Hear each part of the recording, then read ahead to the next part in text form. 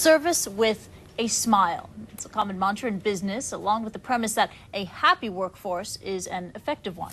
But just what is the price of being nice? Maggie Lake looks at the perks of being a team player and also the pitfalls behind the happy smiles.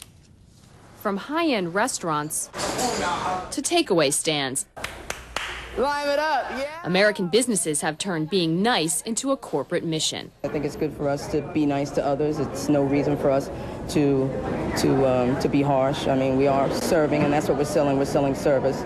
People have come to expect that level of service in restaurants and shops, but even employees who don't have direct customer contact are being asked to be friendly and outgoing. 90% of the interview really is, do we like you? Are you nice? Are you personable? You know, can we get along with you? So if you come in and you don't have a good attitude, it makes a tremendous difference. Career coaches say even if you're qualified for a position, you could lose it just because you're not nice.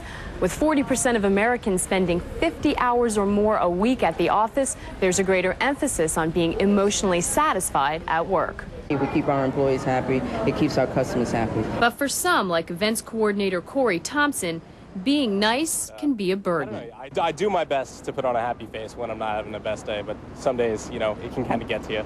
And it's not just the employees that suffer. Psychologists say forcing workers to be nice can gloss over important problems.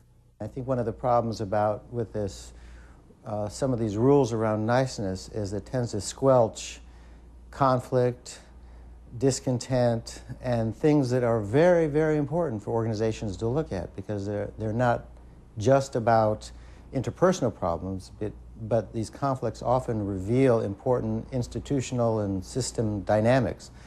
Krantz advises corporations promote diversity, even in personality, and that employees concentrate on the skills and experience they can offer and resist the pressure to compress themselves into a two-dimensional smiley face. Maggie Lake, CNN, New York.